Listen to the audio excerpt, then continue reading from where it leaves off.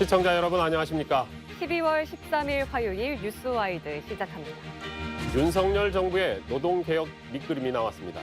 노동정책 자문기구인 미래노동시장연구회가 노동시간과 임금체계 개편에 대한 최종 권고안을 공개했는데요. 노동계는 사용자인 경영자 요구가 대거 반영된 내용이라며 반발하고 있습니다. 이 내용 정준호 공감포럼 상임대표 조서영 노무사와 함께 자세히 짚어보겠습니다. 안녕하십니까? 안녕하십니까? 네, 먼저 미래노동시장연구회의 권고안 내용 한번 들어보시겠습니다.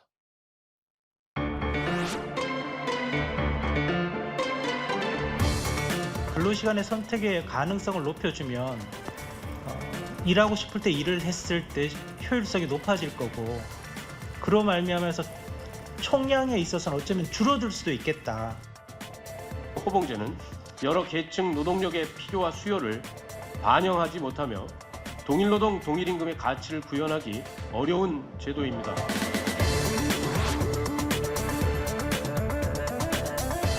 장시간 노동 체계로의 회귀 이런 거라고 저희는 판단하고 있고, 이것들이 결국 노동자의 건강권이라든지 삶의 질을 떨어뜨릴 거라고. 네, 그러니까 이 미래노동시장연구회 권고안이 이제 오는 15일이죠. 윤 대통령이 발표할 노동연금 교육 이 3대 개혁에 대한 가이드라인인데요. 먼저 이 내용 어떻게 보셨습니까? 네, 권고안의 이제 핵심 노동 개혁의 내용이 노사의 자율적인 선택권 확대를 통한 어떤 일의 효율성을 높이고, 그리고 이제 충분한 휴식을 보장을 하면서 근로시간의 총량을 줄이자라는 데 있습니다. 이러한 노동 개혁의 내용은 이제 현 노동시장의 흐름과 어느 정도 일맥상통하는 부분은 있다라고 보여지지만, 기업의 상황이라던가 규모, 그리고 노동계와 경영계 각각의 입장 차이가 존재하는 것으로 보여지고 있고요. 그리고 노동시장 현 상황에 대한 충분한 이해와 검토를 거쳐서 해당 권고안이 입법화되고 시행화되어야 되지 않을까 싶습니다. 네, 그러니까 이제 크게 주 69시간까지 근무 가능한 근로시간 제도 개편과 이제 호봉제를 직무 성과급제로 전환하는 임금체계 개편인데요.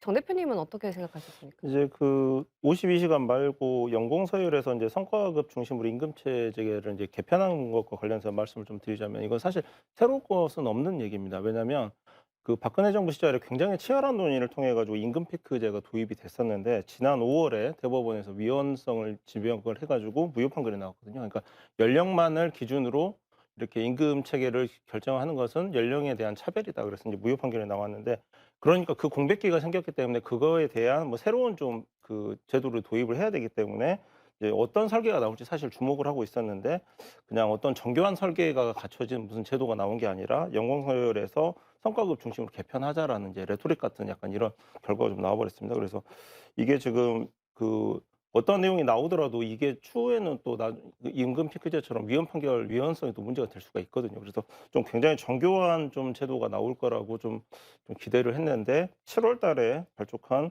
미래노동시장연구회에서 좀 다소 급하게 좀 정리가 안 된 내용을 좀 내놓은 측면도 있어 보입니다. 노무사께서 보시기에는 지금 주 52시간인데 최대 69시간. 이 최대 69시간은 어떻게 산출된 거예요? 이제 윤 정부에서 이제 제시한 그 노동개혁 권고안을 보시면 아시겠지만, 그 근로일과 근로일 사이에는 11시간의 휴식 시간을 보장을 하도록 되어 있습니다. 그렇다 보니까 일일 최대 근로할 수 있는 시간은 13시간이고요. 24시간으로 봤을 네네. 때. 그래서 13시간이기 때문에 그 13시간 중에서 이제 우리가 4시간 근로에는 30분의 휴게를 근로기준법상 주도록 되어 있습니다. 그래서 13시간에서 1.5시간을 빼면 11.5시간, 그러니까 11시간 반까지 일일 최대 근로를 하실 수가 있고요. 그리고 이것을 일주 6일 근무를 했다라고 가정을 했을 때 이제 주 최대 연장 근로 시간이 이제 29시간이 나오게 되어서 최대 69시간까지 근로가 가능하다라고 보고 있습니다. 근데 이제 가능하다라는 얘기는 저희가 주 52시간 같은 경우 그 앞에 쓰잖아요. 일주일에 52시간이라는 단서가 붙는데 얘는 그냥 최대 69시간이라는 거는 네네. 주 단위가 아니라는 얘기인가요? 그렇죠. 이제 권고안에서도 말하고 있지만, 이게 단위 기간 자체를 기존의 현행 근로기준법에 따르면 일주 12시간을 그 연장 근로의 한도로 정하고 있습니다. 그러나 그 단위 기간을 월 단위, 그리고 뭐 분기, 단기, 연 단위까지 확장하면서 그 연장 근로에 대한 어떤 좀 탄력적인 이제 운영을 가능하도록 한 것이죠, 사실상. 그렇기 때문에 일주 최대 가능한 근로시간 69시간이지만 그렇지 않은 주도 있을 것이고 이제 그렇게 하는 경우도 있을 것이고 달라지겠죠. 그러니까 저희가 보통 월말에 일이 많아지는 직장 같으면 그때는 진짜 69시간을 일하고 그렇죠. 월 초에는 네. 좀 쉬어가면서 일하자 그렇죠. 그런 얘기인 건가요? 그렇죠. 그래서 이제 그 전체적인 총량은 맞추되 일주의 근무 시간이나 이런 것들은 좀 탄력적으로 조정이 가능하다. 이렇게 보시면 되겠습니다. 근데 탄력적으로 조정은 가능하더라도 그렇게 특정한 주에 막 몰아서 하면 노동의 강도는 굉장히 네. 그래서 이번에 권고안이 나왔을 때에도 이 부분에 대해서 굉장히 노동계의 반발이 있었던 부분이고요.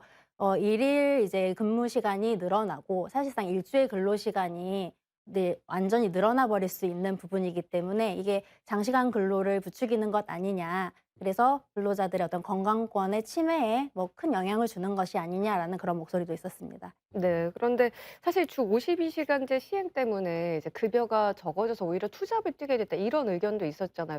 이런 부분들은 좀 낮게 평가를 하실 수도 있을 것 같은데요. 좀 좋아졌다고? 네. 그래서 사실 문정부 시절에 52시간제를 도입했던 것도 이제 뭐 근무 시간을 줄이면서 여러 개의 일자리를 더 창출하자라는 측면에서 그렇게 도입을 했던 취지는 있었지만 사실상 그렇게 되지 않았던 부분도 있었거든요. 그래서 이번에 이런 권고안에 대해서도 이제 근무 시간을 탄력적으로 운영을 할 수가 있기 때문에 경영계의 입장에서는 아무래도 조금 더 반기는 그런 분위기인 것 같습니다. 정 대표가 보시기에 이게 지금 미래 노동시장 연구회가 이제 7월에 해 가지고 한 5개월 정도 이렇게 준비한 내용인데 방금도 이야기했지만 생각만큼 이렇게 꼼꼼하지는 않은 것 같아요. 그러니까 이제 지금 탄력성을 도입하겠다라는 측면이고 어떻게 탄력성을 확보를 해 줄래? 그러면은 주 52시간에 초과 근로되는 부분을 연 단위나 분기 단위로 이제 모아서 해 보면 탄력성이 생기겠다. 약간 이런 정도의 지금 설계가 지금 나온 거란 말이에요. 근데 이제 부동산 시장에서도 보면은 저희가 이제 뭐 그 매도자 우위 시장, 뭐 매수자 우위 시장 뭐 이렇게 해서 지금처럼 뭐 부동산 경기가 안 좋았을 때는 매수자가 우위이기 때문에 뭐 저 부동산 거래에서도 좀 이런 부분들이 생기는데 지금 전문직이라든지 그 업무량이 그 측정이 가능한 그런 부분 사무직 관련해서는 이런 탄력성을 도입하면은 근로자 쪽에서 좀 본인들의 개인 시간을 확보한다든지 이런 부분이 좀 유리할 수는 있습니다. 그러나 과연 지금 전통적인 제조업이라든지 이런 전통적인 노동 시장에서 과연 근로자 우위성이 지금 확보가 안 된 상태에서 초과 근로 시간만 이렇게 늘어나게 되면은 예전처럼 뭐 잔업근무를 좀 없애기 위해서 주 52시간을 강력하게 단속을 했던 이 취지가 몰각되는 지금 파생 효과가 생겨버리기 때문에 이 부분에 대한 좀 설계가 좀 뒷받침이 되는 내용들이 오늘 발표가 됐으면 좋겠는데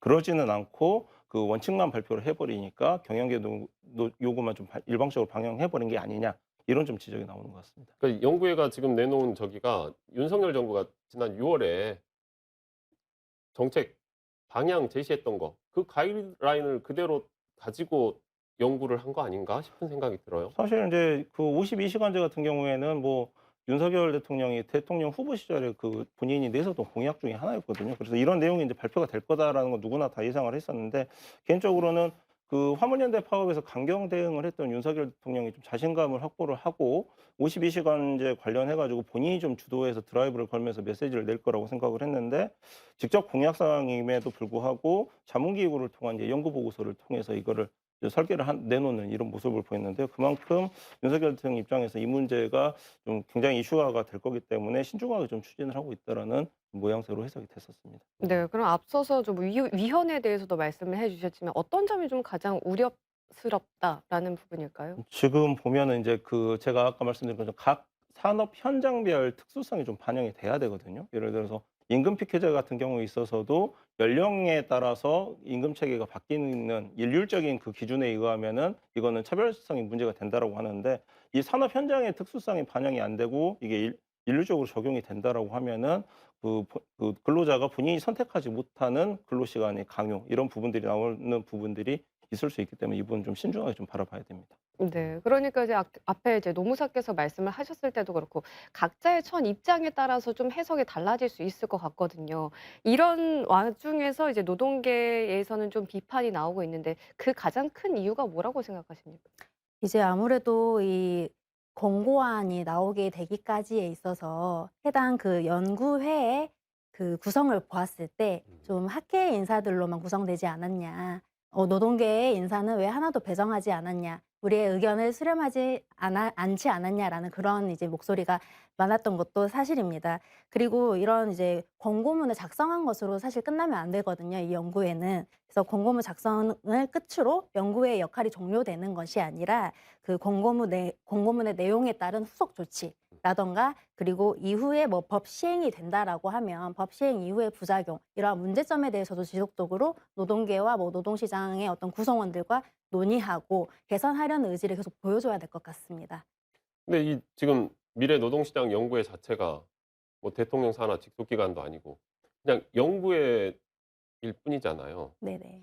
그러면 무슨 권고안이 가지는 권한이 없을 수도 있는 거 아닌가요? 네, 일단은 이제 권고안일 뿐이고요. 이게 이제 법 제도화 되거나 법적인 어떤 입법화 되려고 한다면 이거는 더 지금 반발이 높은 사안이기 때문에 사회 구성원 간의 어떤 합의점을 찾고 나서야 가능할 것으로 보입니다. 네. 가장 이제 반발이 큰 지점이 아무래도 노동 시간인데요. 이 노동 시간 주 69시간 이렇게 되면 어떤 점이 가장 좀 문제가 될 거로 생각이 네. 되세요? 아무래도 이제 주 근로시간 69시간이 넘어가다 보면은 이것은 과로하고도 연계될 수 있는 부분입니다. 장시간 근로를 하게 되면은 우리는 이제 과로라는 것을 하게 되는 거잖아요. 그러면 이것은 또 업무상 질병의 어떤 뇌심혈관계 질환과도 연계될 수 있는 부분이기 때문에 굉장히 근로자들의 어떤 건강권이라는 측면에서는 심각한 침해가 될 수 있는 부분입니다. 음. 근데 건강권 침해라는데 경영계도 이 11시간 연속 휴식 시간제는 별로 탐탁지 않아 하는 것 같아요. 왜 그래요? 11시간 휴식을 보장하자라고 하는 것에 대해서 이제 혹시라도 그 11시간의 휴식 제공을 계속 해 주게 되는 경우에 노사 간의 어떤 자율적인 결정의 의사권, 근로시간을 결정함에 있어서 자율권이 조금 제한되는 게 아니냐라는 그런 일각의 비판의 목소리가 있었는데 그 11시간을 보장하는 것에 대해서 부정적으로 보는 것은 아니고요. 그리고 이제 제 생각에는 그 11시간의 휴식 시간의 보장이 사실은 긴 시간이 아니거든요. 그 근무일과 근무일 사이에 11시간의 근로시간을 제공을 한다. 이것은 사실 출퇴근 시간과 뭐 수면 시간을 빼고 나면은 사실 남는 시간이 별로 없어요. 그렇기 때문에 오히려 그런 11시간이라는 휴식 시간이 아니라 휴식 시간을 더 늘려서 보장함으로써 뭔가 이 공고안의 좀 개선, 보완이 필요한 사항이라고 생각합니다.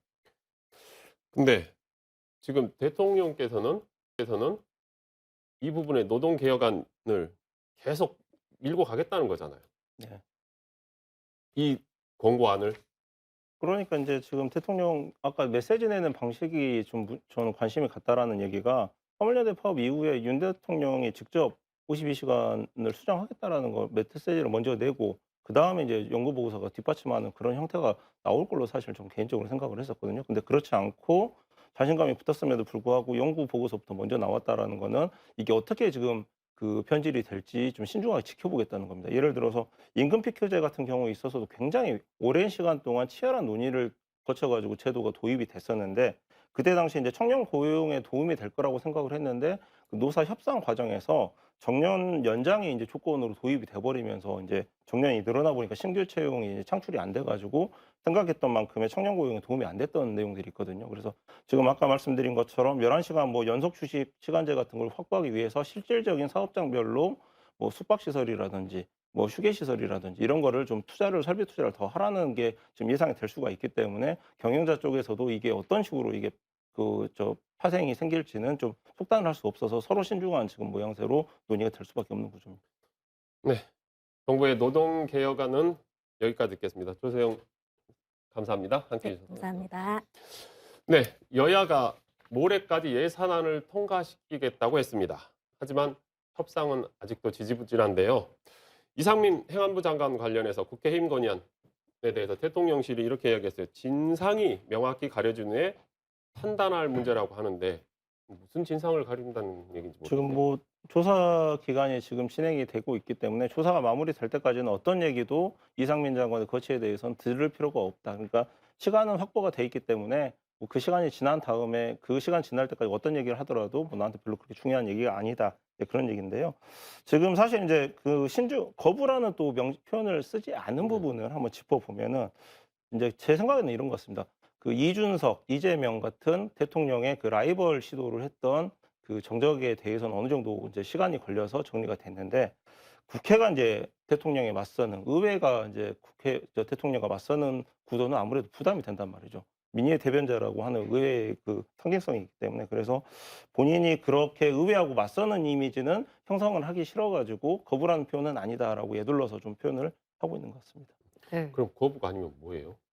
제가 말씀드린 것처럼 그 조사 기간 끝날 때까지는 45일 지날 때까지는 시간이 확보가 돼 있으니까 그때까지는 뭐 기다려 달라 이 얘기죠. 그래서 지금 대통령이 직접 발언을 하지 않는 이유도 그런 이유라고 봐야 될까요? 그렇죠. 아까 그 52시간 관련해서도 대통령이 화물연대 파업 이후에 본인이 직접 메시지를 내지 않고 연구보고서 형태로 지금 발표를 하는 걸 보면은 연결지어서 생각을 하면은 지금은 뭔가 지지율이 40%까지 가까이 지금 회복이 됐기 때문에 그 자기 전통 지지층을 결집하는 것보다는 40%를 넘는 이미지를 위해서는 합리성이나 뭐 신중함이라든지 이런 키워드가 좀 자주 나오는 게 지지율 제고에 좀 도움이 될 거다라고 아마 분석을 하는 것 같습니다. 네. 김섬남 변호사님 오셨는데요. 네. 이 사실상 거부라고 봐야 되는 이 일련의 네. 사태들 어떻게 보십니까? 일단 우선 대통령 입장에서는 이 사건 해임 아닌 해임 건의안에 대해서는 헌법에 규정된 거 이외에 어떻게 수용 불수용에 대한 그런 규정이 없습니다. 그렇기 때문에 대통령 입장에서는 국회에서 이거 해임 건의안을 제출했다 해도 거기에 따를 이유는 없는 것이죠. 그리고 이 법무 쪽에서 오랫동안 근무하지 않았습니까? 그렇기 때문에 이 사건 특수본의 조사 결과가 이후에 나온다 하더라도 이상민 장관에 대한 어떤 처벌에 대한 그런 결론이 쉽사리 나오진 않을 것이다. 이런 판단을 하시고 이렇게 이 부분에 대해서 유보한 것이 아닌가 그렇게 예상됩니다. 근데 이상민 장관 해임 건의안 뭐 유가족 협의회나 이태원 참사 네. 시민대책회의는 환영한다고 했어요. 네네네. 그런데 이제 정작 대통령실에서는 철저한 수사가 이들에 의한 최대 배려다? 이게 계속 말이 이상하게 변질되는 거 아닌가 싶어요. 어떻게 생각하세요? 그럼? 그렇습니다. 이제 사실 해임 건의안은 헌법에서 이제 고위 공무원에 대한 어떤 그 질책의 의미 그리고 해임의 의미 이런 의미를 담고 있습니다. 단순히 이게 단순한 건의 사항이 아니고 정쟁의 사항이 아니고 대통령이 국회 해산권이 없는 것처럼 국회에서 대통령에 대한 탄핵 이외에는 책임을 물을 수 있는 수단이 없어요. 그 정무 실책에 대해서. 그렇기 때문에 그 부분에 대한 실질적으로 행동을 하는 장관에 대해서 이런 해임 건의에 대해서 개를 해서 묻는다면 거기에 대한 어느 정도 정치적 책임을 져라는 이런 의미가 헌법적인 그 밑바탕에 깔려 있는 것입니다. 근데 이러한 부분에 대해서는 좀 고려가 없는 것으로 보여지고요. 지금 지금 유가족 협의회에서는 정부에 대한 믿음이 이제 조금 많이 떨어진 것 같습니다. 왜 그러냐면 최초에 이 사건이 발생하고 나서 이 참사가 발생한 이후에 정부 태도가 뭐 경찰이 투입돼도 이 문제가 해결될 수 없었다는 등 나도 뭐 멋있게 사표를 던지고 싶다 뭐 이런 취지의 발언 등 또 최근에 권선동 의원이 무슨 유가족 협의회가 뭐 횡령을 할 수 있다 뭐 이런 취지의 발언은 오히려 그 부모를 잃은 그 유가족에 대해서 적대시하는 그런 태도를 보이는데 여기에 대해서 당연히 해임 건의에 대해서 찬성할 수밖에 없는 것이고 한 번이라도 이런 국민들의 이런 유가족들의 이런 심정을 대통령이나 정부가 이해를 한다면 그런 발언은 자제를 하시고 그런 실언에 가까운 발언 좀 자제를 하고 유족들에 대한 최대한 편의를 봐줄 수 있는 방향으로 했으면 좋겠습니다. 지금 이제 결국은 이제 예산안 이야기가 안 나올 수밖에 없는데 타협점 찾지 못하고 있습니다. 그래서 지금 대통령이 이야기한 법인세법 개정 그리고 한전법 개정안 그 대통령께서는 이번에 반드시 좀 처리했으면 한다는 가이드라인을 여당에 제시한 거 아닌가 싶은데 어떻게 생각하세요? 저희가 이제 프로야구 보다 보면 감독이 투수 교체하면 투수가 마운드에 올라가면 이제 포수하고 사인을 교환을 하고 공을 던지는데 가끔 벤치에서 직접 볼 배합에 관한 사인을 내는 경우가 있거든요. 지금 법인세법 개정안이 딱 그런 내용인 것 같습니다. 그만큼 벤치에 있는 벤치라고 표현이 되는 청와대 용산 쪽에서는 법인세법 개정이 굉장히 중요한 이슈라고 보는 거죠. 그러면 이 타이밍에 왜 법인세 개정 그 낮추는 인하안이 그렇게 중요한 의미를 가질까라고 생각을 해보면은 전통적으로 이제 안보 이슈와 더불어 가지고 지지층을 좀 나누고 결집할 수 있는 전통적인 지금 전선 형성이 되는 그런 형성체이기 때문에 좀 그런 부분이 하나 있고, 그다음에 화물연대 파업과 관련해 가지고 파업이 마무리되는 과정을 보면 사실 야권에서는 그렇게 바람직한 모습은 아니었습니다. 민주당에서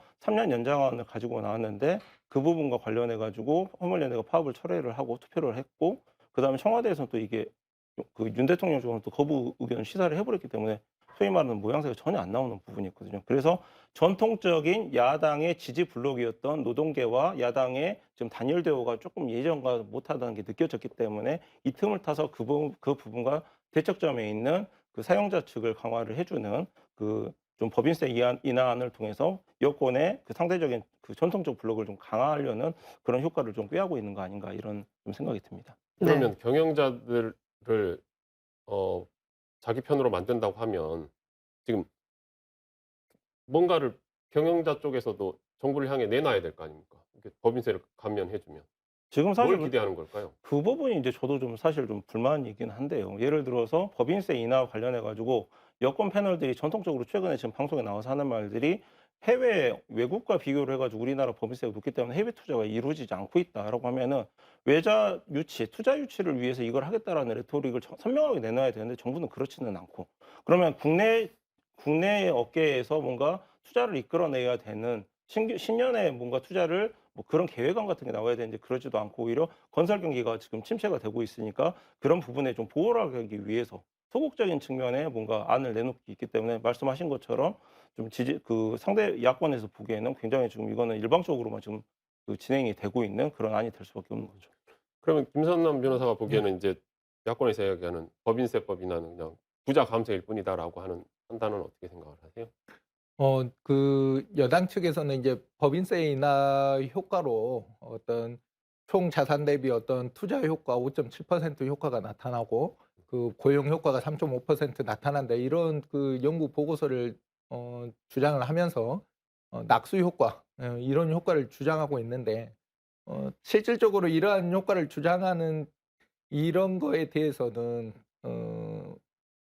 정경련, 특히 그 재벌이지 않습니까? 이쪽에서만 주장하는 법인세 효과, 특히 25% 최고 세율은 영업이익이 3천억 이상인 법인에게 적용되는 세율이거든요. 그렇기 때문에 중소기업에서는 이게 적용될 여지가 없습니다. 따라서 부자 감세라는 그런 주장이 전혀 터무니없다, 이런 주장은 아닙니다. 그리고 이게 그 어떤 경제 투자 효과를 나타낸다고 이렇게 말을 하지만은 현재 사회는 그 경제가 복잡하기 때문에 특히 대기업들이 어느 이 사회에 있어서 그 지배력이 강화되었지 않습니까? 그래서 예전에 말하는 자율 경쟁을 통한 투자보다는 지배력에 의한 그 영업이익을 내고 있기 때문에 이 부분에 대한 법인세를 감세를 한다 하더라도 이게 과연 곧바로 투자로 이어질 수 있겠느냐, 이러한 의문점은 남고 있습니다. 네. 아니 뭐 예산안이야 각자의 이해관계가 있으니까 그렇다 치더라도 한전법 개정안은 이게 지금 통과가 되지 않으면은 한전발 경제 위기가 찾아올 수 있다, 이런 얘기가 있는데 반대하는 입장은 왜 반대를 하고 있고 어떻게 생각을 하시는지 좀 말씀해 주실까요? 말씀하신 대로 이게 왜 지금 그 통과가 지금 타이밍에 통과가 안 되면은 어떤 효과가 나오는지 그게 실증이 좀 안 돼서 그러는데요. 뭐 한전 적자가 역대 뭐 최대 규모였다라고는 하지만 한전에서 그렇기 때문에 뭐 고용 감축이 일어난다든지 그런 부분들이 지금 가시화가 안 된 상태에서 법부터 개정을 하는 거, 정권 초기에 그거는 1년 차에 좀 통과를 하자라는 그런 좀 뉘앙스밖에 되지는 않기 때문에 반대하는 쪽에서는 그런 부분을 좀 명확히 해달라는 주문이 있는 것 같습니다. 네. 그럼 이 개정안 통과돼야 된다고 보십니까? 통과될 수 있을까요? 어떻게 지금 보십니까? 법인세법하고 연계를 해 가지고 지금 처리가 된다라고 하면은 법인세법 인하와 관련해 가지고는 반대 여론이 꽤 심하기 때문에 제가 보기에는 그 통과는 장담 못할 것 같습니다, 둘 다. 지금 이제 김진표 의장은 여야 합의 실패하면 15일 본회의 때 이게 정부 아니든 민주당 아니든 처리할 수밖에 없다고 최후 통첩을 했는데 사실상 내일 하루밖에 없잖아요. 이게 정치력, 여야의 정치력을 봐서 이게 가능할까요? 좀 단도적으로 좀 얘기를 하면 의회 경험이 없는 대표와 야당 대표가 있는 상황에서 다른 그러면 중진들이 선수로 띄워줘야 되는데 그러지는 못하고 김진표 의장 혼자서만 지금 이렇게 그 외치는 지금 그런 상황이 됐는데요. 그 원인은 보면은 뭐 주호영 비대위원장이 있고 그러지만 다 5선 이상의 중진들이죠. 그렇지만 그 윤 대통령 뭐 눈치를 좀 보고 있고 아까 뭐 사인 얘기까지 나오는 그런 식이 된 부분이기 때문에 제가 보기에는 어떤 이게 해결 모델이 지금 찾아지지 않았기 때문에 하루 만에 이게 해결될 거라고는 제가 좀 낙관적으로 보기는 어려울 것 같습니다. 이제 좀 다른 이야기 좀 해보죠. 윤석열 대통령이 연말에 특별 사면을 단행할 것으로 보입니다. 우리 김선남 변호사 보시기에는 MB 하면 될 것 같습니까? 뭐 그 나오는 얘기에 의하면은 그 이명박 전 대통령은 사면될 것으로 보여지긴 합니다. 근데 지금 윤석열 대통령이 되기 전에 본인이 직접 구속시켰잖아요. 그런데 이제 대통령 되고 나서 이명박 전 대통령이 20년 동안 교도소에 수감되는 것은 그 전례에 비춰 보더라도 타당하지 않다 이런 취지의 발언을 하셨고요.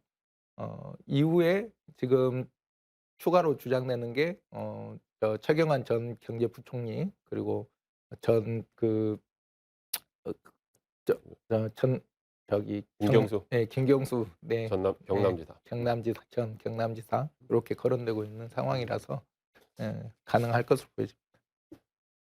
어떻게 보세요? 우리 정 대표께서는. 그 사실 검찰총장 검사 시절에 윤석열 대통령이 이명박 대통령 직접 구속하면서 본인이 이렇게 사면시킬 거라고 예상을 못했을 겁니다. 그래서 정치적 결자의 해지가 뭔지를 좀 보여주는 사례 중에 하나인데요. 김대중 대통령도 뭐 전 대통령들에 대해서 사면을 해가지고 뭔가 이런 비슷한 내용을 했는데 좀 다른 측면이 있습니다. 김대중 대통령 같은 경우에 있어서는 어떤 반사이익을 뭐 노린 측면이 좀 적은데 윤석열 대통령 같은 경우는 정권 초기에 30%의 굉장히 낮은 지지율로 시작을 해가지고 그 지지 블록을 좀 형성을 해야 되는 그 입장에서 마지막 남은 숙제 중에 하나가 이제 이명박 정권과 관련된 사람을 좀 결집을 해야 되기 때문에 그 카드를 이제 불가피하게 쓸 수밖에 없는 상황이었고 그래서 지금 김경수 가석방을 같은 이제 좀 밸런스를 맞춰주는 그런 카드로 좀 생각을 하고 있었던 것 같은데 지금 여론이 저번에 한번 MB 사면과 관련해서는 반대 여론이 높았었는데 지금 그 정도만큼은 아닌 것 같거든요. 그래서 아마 MB 사면은 아마 실행이 될 것 같습니다. 네. 근데 말씀하신 대로 김경수 전 경남지사 이야기가 나왔는데 김경수 전 경남지사는 지금 남은 기간이 5개월밖에 안 돼요. 네. 그래서 무슨 의미가 있을까요? 사실상 이제 그래서 오늘 뭐 배우자를 통해 가지고 이제 그 반대 의사를 이제 얘기를 했는데요. 김경수 지사가 실제로 이제 부산 친문 진영에서 지금 내년도에 어떤 지금 정치적인 액션을 취할지를 좀 고민을 하고 있는 것 같아요. 그래서 김경수 지사가 보기에 5개월밖에 남지 않은 형기를 다 채우고 나온 다음에 본인이 윤석열 정부를 향해서 마음껏 뭔가 좀 메시지를 내겠다라는 이런 좀 계산이 좀 깔려 있기 때문에 그런 거 아닌가라는 생각을 하고 있습니다. 근데 민주당 입장에서는 그런 맥락이라면 이게 그냥 단순한 사면이 아니라 복권 이야기를 한다는 거죠. 복권이 필요하다. 김경수 전 지사 같은 경우. 왜냐하면 그렇지 않으면 이게 보니까 2028년 5월까지 피선거권이 제한이 되거든요. 이게 복권 가능성은 어떻게 보세요? 저는 무조건 안 된다라고 보는데요. 안 된다? 왜냐하면 김경수 지사가 만약에 호남 출신이나 뭐 다른 지역에서 모르겠지만은 지금 윤석열 정부 입장에서는 대구 지지가 어느 정도 확보가 된 상태에서 내후년 총선에서 부산 PK 쪽 관련된 내용을 해야 되는데 복권을 통해 가지고 일약 김경수 지사를 다시 차기 대권 주자로 올려놔 버린다라고 하면은 그 부분은 절대 받을 수가 없는 카드가 되는 거죠. 김 변호사 보시기에는 복권의 가능성 그만큼이라도 있나요? 저는 가능성이 좀 있다고 보여집니다. 왜냐하면 지금 이 사건 이 부분에 대해서 이명박 전 대통령과의 어떤 형평성 문제가 또 제기되고 있지 않습니까? 특별사면이라는 것은 대통령의 어떤 재량이고 권력 남용이 될 수 있는 부분입니다. 이러한 부분에 비판의 소지가 있기 때문에 이런 비판의 여론을 잠재우고 특히 어떻게 보면 이제 개인적 주관적인 생각이지만 이재명 대통령 그 당 대표가 더불어민주당 대표가 지금 당권을 잡고 있는 상황에서 어떤 자중질환의 어떤 그런 상황을 야기할 수도 있는 부분이라고 생각됩니다. 왜 그러냐면 지금 친노 진영에서. 그렇죠. 친노 진영에 대한 어떤 대항으로서 이렇게 내세울 수 있는 부분도 네. 충분히 있다고 보여집니다. 글쎄요. 그러니까 대통령이 사명권 관련 법 앞에 평등이라는 말을 최근에 많이 강조하시던데 네네. 이 검찰 출신 대통령인데 과연 사명권을 행사할지 그건 좀 더 지켜봐야 되겠습니다. 네. 네. 두 분과의 이야기는 여기까지 듣겠습니다. 감사합니다. 감사합니다. 감사합니다.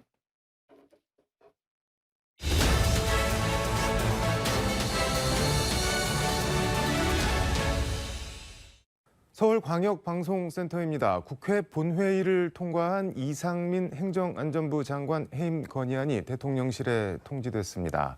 여의도 초대석 관련 현안 얘기 송석준 국민의힘 의원과 함께 해보겠습니다. 의원님 어서 오십시오. 네, 안녕하세요. 저희 초대석 처음 나오셨는데 지역구가 경기도 이천이죠? 네, 맞습니다. 이천에도 저희 호남분들 많이 계실 텐데. 아, 그럼요. 네, 예. 뭐 간단한 소개와 인사 말씀 듣고 시작하겠습니다. 예, 저는 지역구가 경기도 이천시입니다. 예, 이천시 재선 국회의원이고요. 저는 원래 그 경기도 이천에서 낳고 자라고, 예, 그리고 제가 이제 고등학교 2학년까지 농사를 졌습니다. 농사를요? 예. 고등학생 때요? 예, 제가 사실은 저는 국토교통부에서 25년 그 건설정책국장 대변인 서울국토관리청장을 했고요. 제가 광주하고의 인연을 좀 말씀드리고 싶습니다. 예, 저는 중학교 1학년 초에 제 아버님을 여였는데 그때 제가 광주에 이모님이 살고 계셨는데 이모부님이 그때 오셔서 제 아버님 또 장례도 치러주시고 제가 중학교 1학년 초부터 서울로 전화가 오기 전까지 이천시의 그 면급의 1계학급 경남종고라는 데까지 제가 고등학교 2학년 4월까지 다녔습니다. 그 어릴 때 제가 본의 아니게 소년 농군 가장이 돼서 어렵게 일하면서 공부할 때 그 이모부님이 저하고 매달 손편지를 주고받으면서 저에게 또 용기를 주시고 공부를 학업을 포기하지 않게 많이 격려를 해주시고 그게 저에겐 큰 힘이 됐고 제가 고등학교 1학년 때는 이모부님이 저를 광주로 초청을 하셔서 처음으로 제가 지방여행을 가서 바로 그때가 1980년 5.18 직후였습니다. 그때 그래서 광주의 5.18의 아픔을 제가 간접적으로 느끼는 그런 시간도 있었습니다.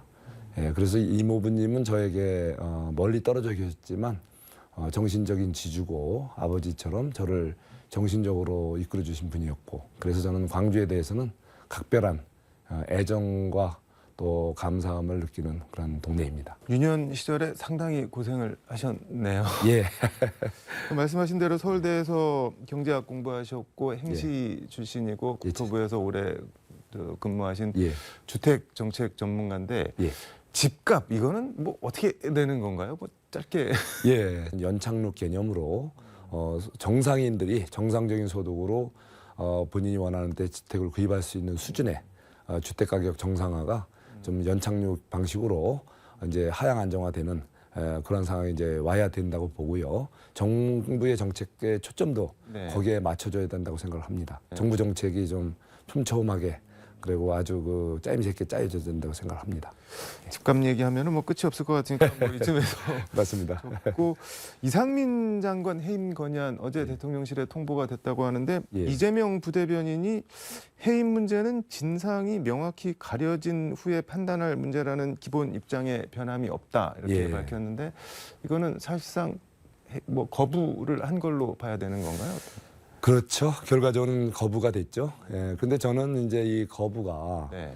국민적인 관점에서 보면은 사실은 책임 있는 곳에 책임을 지도록 네. 사실은 문책도 해야 됩니다. 근데 예. 책임 있는 곳에 책임을이라고 말씀을 하셨는데 민주당에서는 이게 국회 본회의에서 가결된 사안인데 뭐 대통령이 직접 입장 표명을 한 것도 아니고 대통령의 말씀을 전하는 것도 아니고 어떻게 보면 일개 부대변인이 그냥 뭐 약간 두루뭉실하게 뭐 우리는 당장 해임 안 하겠다 이렇게 얘기하는 게 국회 무시하는 거 아니냐 이런 지적도 나오는데 어떻게 예, 보시나요? 좀 사실 그렇게 단순하게 이렇게 볼 사안은 아니라고 봅니다. 사실은 적 책임 그리고 도의적, 법적, 도덕적, 네. 정치적 책임을 져야 될 부분을 이제 명확히 가려서 거기에 대해서는 아마 정말 단호하고도 엄중한 이제 문책이 있을 것으로는 믿습니다. 바로 그걸 국회를 전제로 무시한 건 아니라는 그럼요. 그걸 전제로 다만 이번에 국회에서 이렇게 무리하게 네.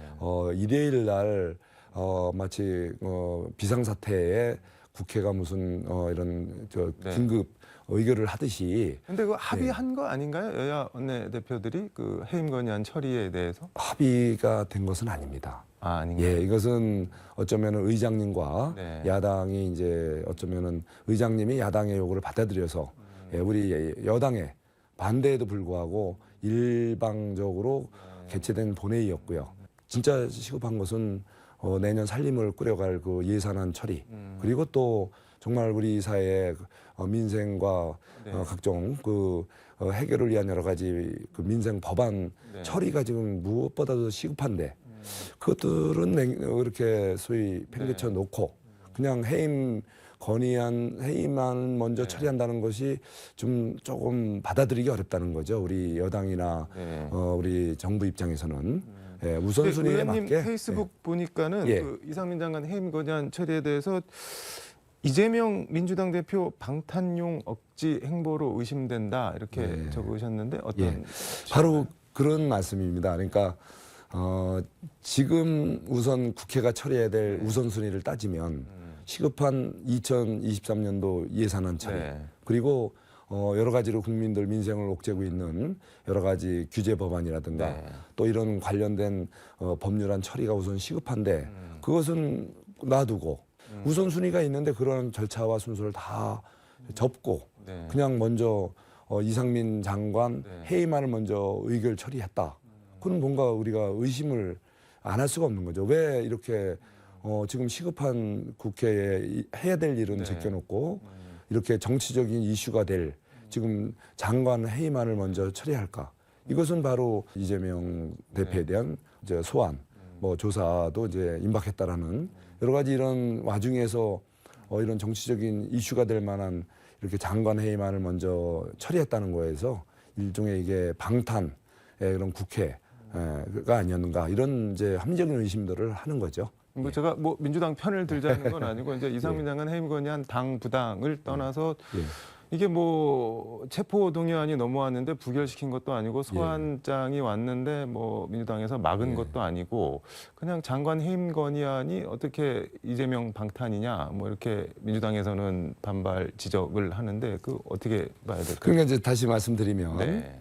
예, 지금 제일 국회가 해야 될 일이 급한 것은 지금 예산안이며 네. 법률 민생 법안인데 그것을 일단은 제껴놓고 우선 정치적으로 좀 쟁점이 많은 네. 이상민 장관 해임안을 먼저 처리했다는 자체가 이분은 분명히 이번 사태에 대해서 책임지겠다. 그리고 뭐 언제든지 물러날 각오돼 있다고 이미 사실상 본인이 이제 사의를 표명한 상태입니다. 사의를 공식적으로 표명한 아니지만 적은 아니지만 도의적으로 정치적으로 어떤 모든 책임을 다 지겠다는 각오를 이미 밝힌 바가 있고요. 각오를 그 속으로만 생각하실 게 아니라 밖으로 밝히셔야 되는 거 아닌가요? 예, 이미 그거는 뭐 우리가 네. 대통령께서도 그런 의중을 비치셨고 어쨌든 책임질 부분은 책임질 겁니다. 다만 지금은 우리 사회가 이런 참사가 거듭 또 네. 반복돼서는 안 되지 않겠습니까? 이번 참사의 진상 규명 그리고 또 단순히 정치적으로 몇 명만 이렇게 책임져서 끝날 문제가 아니지 않습니까? 그럼 단도직입적으로 예. 이상민 장관이 예. 그만두면은 안 된다고 보시나요? 아니면은 뭐 정리가 되면은 그만두는 게 순리라고 보시나요? 정리가 되면요. 네. 저는 뭐 개인적으로 정리가 되면 네. 이번 사태의 진상규명이 이루어지고 책임 소재가 명백히 밝혀진다면 이분이 법적으로 뭐 위법을 행위를 안 했더라도 네. 사실 정치적으로 도의적으로 책임지는 모습을 지는 것이 또 국민적 네. 이런 어떤 기대에도 부응하고 또 우리 또 윤석열 정부의 책임지는 그런 모습에 부합하지 않을까 이런 생각을 해봅니다. 그건 좀 지켜보도록 하고 예산안 같은 경우는 이제 김진표 의장이 15일로 시한을 못 박았는데 그 안에 여야 합의가 안 되면은 민주당에서는 뭐 본인들이 깎은 예산, 그러니까 감액한 예산을 처리를 하겠다 이런 입장인 것 같은데 그렇게 되면은 이른바 그 윤석열 표 예산, 공약 이런 것들 예산이 다 날아가는 거 아닌가요? 어떻게 해야 되나요, 여러분? 사실 여야가 지금 합심해서 이렇게 할 수 있는 얼마든지 그런 문제들이라고 보입니다. 네. 그래서 15일까지 이제 시간이 있기 때문에 지금 쟁점이 되는 부분에 대해서는 서로 타협하면서 얼마든지 그거는 우선 타협해서 합의안을 만들고 15일 우리가 때까지는 처리돼야 되고 또 그렇게 될 거로 좀 기대하고 있습니다. 예. 이상민 장관 해임 건의안이랑 예산안 처리랑 이태원 참사 국정조사랑 이게 어떻게 보면 다 맞물려 있는 상황이잖아요. 그러면은 근데 그거를 맞물리는 자체가 저는 좀 어폐가 있다고 봅니다. 왜냐하면 우리가 민생을 살리고 우선 그 순위에 맞게 그 국회가 처리해야 될 우선순위는 우선 예산안 처리고 또 민생 법안 처리입니다. 우선 그거는 그거대로 빨리 처리하고 이상민 장관 해임안 그거는 우선 순서가 너무 어긋났다는 거죠. 이렇게 일의 순서가 있는데 그 순서를 무시하고 그냥 먼저 해임안을 먼저 처리했다는 자체. 그것도 일요일 날 아주 이례적으로 이런 식으로 자꾸 장관을 해임을 해서 어쩌면은 윤석열 정부의 이렇게 출범 이후 계속되는 어떤 발목 잡기의 일환이 아니냐. 다시 말해서 이건 소위 대선 불복 아니냐 이런 또 의구심을 자꾸 갖게 하는 거죠. 대선 불복이요? 일단은 이 새 정부 정권 교체가 되면 이 새 정부가 일할 수 있게끔 뭐 윤석열 퇴진 또 운동을 하는 그룹도 있지 않습니까? 일종의 그 대선 불복이죠. 그런 그 일환으로 예를 들면 자꾸 우리 이 정부의 그 흠집 내기하고 또 장관 또 해임안이 자꾸 처리가 되는 것은 국민들이 보기에도 아직 책임 정치에 임하는 그 야당의 그 자세가 제대로 정말 된 것인가 이런 어떤 걱정을 안 하실 수 없는 상황이지 않는가 저는 그런 생각이 듭니다. 그럼 보시기에 이상민 장관 해임 건의안이 단순히 뭐 장관 한 명 자르고 말고 이런 게 아니라 윤석열 정권 자체에 대한 일종의 뭐 비토, 발목 잡기 그런 걸로 보시는 거네요. 저는 좀 사실 좀 그런 안타까운 생각이 듭니다. 왜냐하면 책임진다고는 했습니다. 그런데 이제 지난번에 사실 박진 외교부 장관 해임안 의결되는 과정도 사실 그분이 예를 들면 외교적으로 엄청난 이런 실수를 하거나 국익에 저하는 뭔가 문제가 있는 그런 결과가 나왔을 때 얼마든지 할 수 있는 해임안 의결인데 그때도 좀 너무 그 당시 상황에 비추어서 너무 과도한 정치적인 그런 결정이 아니었는가 그런 생각이 들고요. 이번에도 우선 이분이 뭐 안 물러나겠다 뭐 또 버티겠다 이런 게 아니고 언제든지 이제 책임질 각오는 돼 있다. 다만 이제 제대로 된 진상 규명과 또 책임 소재를 정확히 따져서 책임질 것은 확실하게 책임지게 하고 본인도 책임질 각오를 갖고 있다. 이런 거를 좀 일단 이해해 주시고 순서에 맞게 좀 이렇게 정리를 해갔으면 하는 바람이 있습니다. 알겠습니다. 시간 관계상 요거 하나만 좀 여쭤보겠습니다. 이재명 대표 대장동 수사 의원님 페이스북 보니까는 이재명 대표가 대표직 사퇴는 물론 국회의원까지 사퇴해야 된다 이렇게 적으셨던데 검찰 수사 받는다고 의원직을 사퇴하면은 뭐 검찰 칼끝에 의원들 뭐 명줄을 다 맡겨놓자는 거냐 뭐 이런 지적이랑 반발이 있을 수 있는데 그건 어떻게 보시나요? 사실은 이렇게 뭐 검찰이 조사를 하기 때문에 이제 그만둬야 된다 이런 문제는 아니고요. 상식적으로 이 대장동 사태라는 것은 이재명 대표가 성남시장으로 재임 중일 때 그 권한에 의해서 또 이런 그 시장으로서 어떤 인허가, 그 어떤 결재에 의해서 이런 결과가 나타난 겁니다. 그러면은 결과적으로 만약에 그것을 알고 같이 기획했다는 거는 뭐 구체적인 악의적 범죄가 될 것이고요. 또 일종의 배임 소지도 있고.